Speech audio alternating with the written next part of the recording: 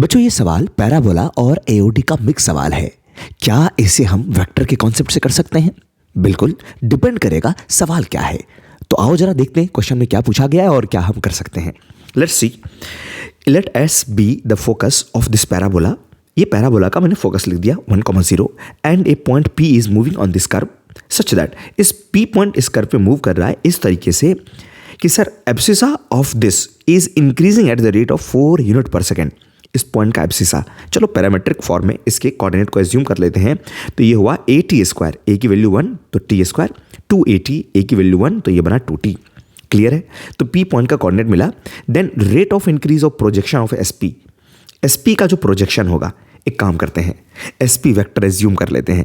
तो sir SP vector अगर मैं बनाऊं एस से पी में, तो ये बना सर आपका टी स्क्वायर माइनस 1 आई कैप और आपका 2t जे कैप।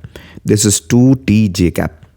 और प्रोजेक्शन किस पे प्रोजेक्शन चाहिए? एक लाइन पे। तो लाइन क्या है?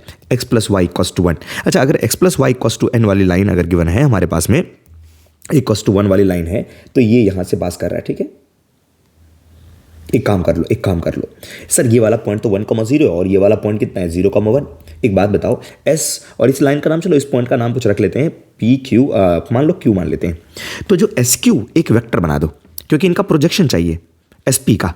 तो इसके अलोंग एक वेक्टर लिख लेते हैं सर, इसके अलोंग एक वेक्टर लिख लेते हैं। So I write here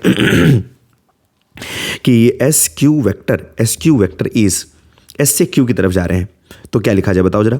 minus का 0 माइनस 1 तो माइनस का आई कैप और 1 माइनस 0 तो ये बना जे कैप। अब क्या प्रोजेक्शन लिखना तो बहुत आसान है सर, एस पी का प्रोजेक्शन। तो projection of S P on S Q, तो क्या होगा? एसपी वेक्टर का प्रोजेक्शन चाहिए, जिसका प्रोजेक्शन चाहिए उनका डॉट प्रोडक्ट लो, जिसके अलोंग चाहिए उनके यूनिट वेक्टर से। तो उनके यूनिट वेक्टर से लिखोगे तो हमें एस क्यू के मैग्नीट्यूड से डिवाइड करना पड़ेगा। हो गया?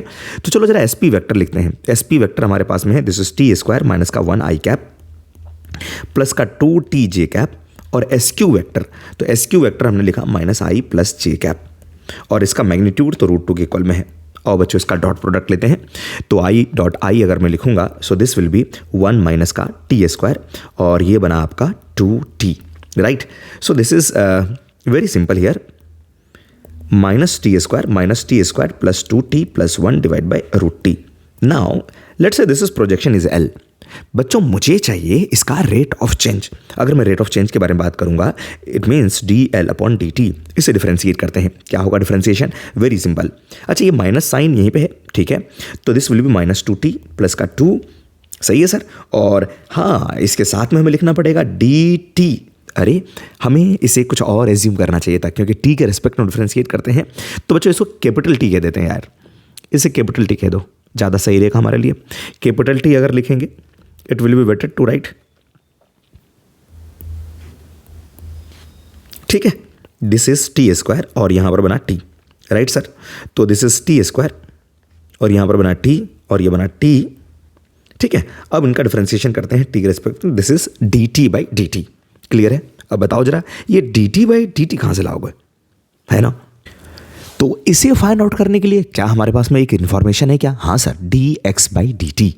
तो वो, अच्छा देखो x कोऑर्डिनेट क्या गिवन है, तो बच्चों x coordinate is T square, तो यहाँ से हम dx बाई dt निकालते हैं। So I write here dx by dt equals to, इसका डिफरेंशिएशन दिस इज 2t और ये बना हमारे पास में dt divide by dt, right sir?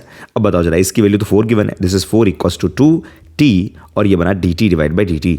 तो बच्चों ये कैपिटल T की वैल्यू क्या होगी? सर ये पॉइंट गिवन हमारा कि जब ये पॉइंट यानी कि कौन, टी स्क्वायर कॉमा 2t, ये 4,4 होगा, उस टाइम पे हमें चेंज चाहिए था। तो इनकी कैपिटल T की जो वैल्यू आ गई सर हमारे पास में 2 आ गई है यहाँ पे। तो यहाँ से देखो जरा 4 और कैपिटल T की वैल्यू 2 अगर रखूंगा तो 2 into 2 4 and this is dt by dt। तो बच्चों dt बाई dt की वैल्यू तो 1 आ गई हमारे पास में। आओ यहाँ पे पुट कर दो और t की वैल्यू भी पुट कर देते हैं। तो माइनस का 2, बच्चों एक √2 यहाँ पे भी था, तो होल डिवाइड बाय √2 रहा, whole divide by √2 and t की वैल्यू कितनी है? 2 है, तो t की वैल्यू 2 प्लस का 2 एंड होल डिवाइड बाय √2 और इसकी वैल्यू 1 है हमारे पास में। तो ये बना हमारा कितना? -2 और ये बना माइनस का √2। तो ये इसका आंसर रहा। बहुत ही आसान तरीके से आप इसको वेक्टर के कॉन्सेप्ट से कर सकते थे। दूसरा तरीका भी है जो कि थोड़ा सा टाइम टेकिंग होगा, काफ़ी ज़्यादा वहाँ पर चीज़ें सोचना पड़ेगा सर। मिलते हैं दूसरे वीडियोज़ में। थैंक यू बच्चों।